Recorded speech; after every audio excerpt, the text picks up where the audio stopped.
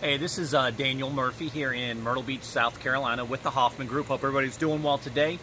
Quickly, just want to go over what the numbers above mean and how you can interpret them, or at least how I interpret them. It helps me give you a better understanding of where we are in our market. So first, let's start with the condos. If you've been reading or watching these videos, you understand that I have been pressing those of you that own these condos that there isn't a lot of appreciation coming up in the near future. We saw so much in a 5-year span, 6-year span. I just felt like it was going to level off for a while. And what you're seeing, the average price on the beach for all condos, that's any condo here in Myrtle Beach, dropped slightly last year from 143 down to 140. Now, we did have an uptick in the number of sales, but the average sale price was down slightly. Now, at $3,000 from 143 to 140, that's such a small margin. I'm going to consider that probably just a break even, again, a holding pattern. But one of the more interesting facts to me is on the ocean front.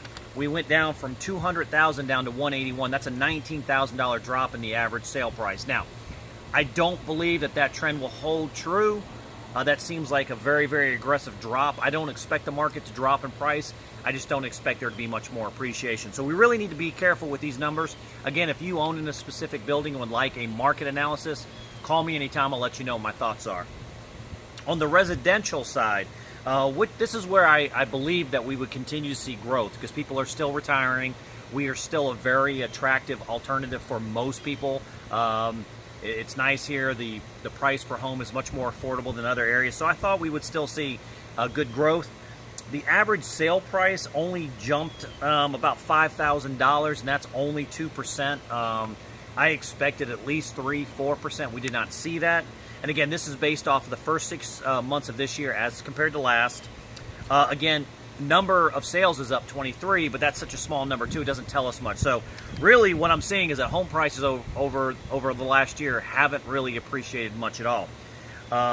However, where we saw a decline on the resort side of the market for condos, we actually saw an uptick on the residential homes. Now, what I did to define these residential homes is anything east of 17 that's a raised beach home. That's about as close as I can get to the true definition of what we have in our resort market. And we actually saw an increase of about $21,000 or 4.5%. Now, the total volume went down as far as total number of sales, but the prices went up. And I think that has a lot to do specifically in Surfside and Garden City. There's just not a lot of inventory for sale down there. So the numbers being down on the sales doesn't shock me because there's just not much to buy.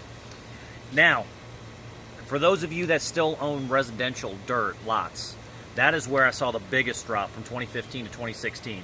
We went down a total of 64 total units and a drop in price of $12,000. That's a 15% drop in the average sale price for residential lots.